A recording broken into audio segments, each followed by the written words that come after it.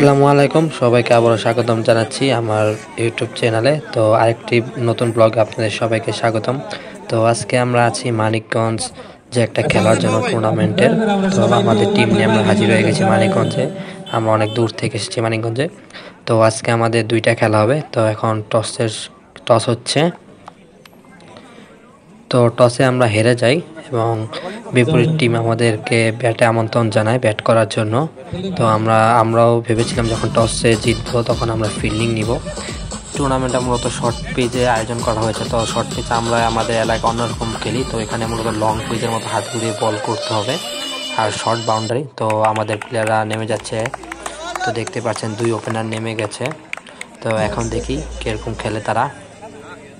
তো বন্ধুরা, কথা আর বাড়াবো না, সবাই তাদের খেলা উপভোগ করুন। আশা করি আপনাদের ভালো লাগবে ভিডিওটা। শাবাশ শাবাশ বোলিং ওনা ব্যাটিং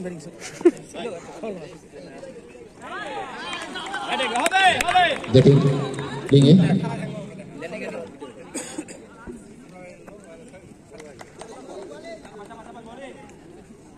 হ্যাঁ হ্যালো কে কথা কইছ না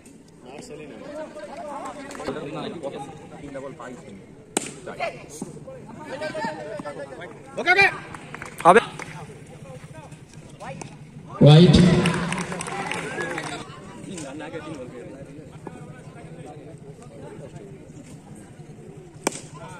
যাই শাবাশ শাবাশ শাবাশ চলে মানে শাবাশ এটা বাইরে লিখা তো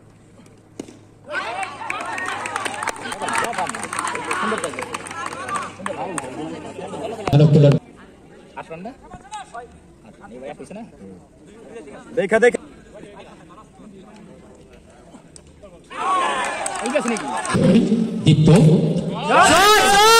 শাবাশ শাবাশ শাবাশ না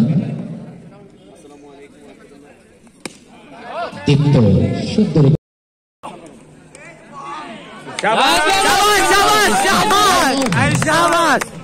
শেষ করে আইবা শেষ ভাই আপনাদের আমাদের পাশে আসেন বিল্লাল আউট হইছে তো পুরো ভাই আউট হইছে এই পা দেখো বোলিং হলো দিবা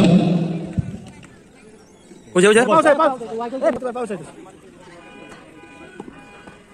ওই হানুছে এটা ঠিক আছে দা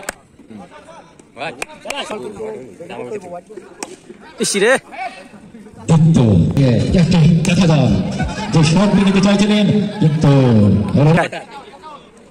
শাবাশ ঠিক আছে ঠিক আছে বশির রহমান দীপ্ত টাচ করো ভাই টাচ করো টাচ করে ফেলো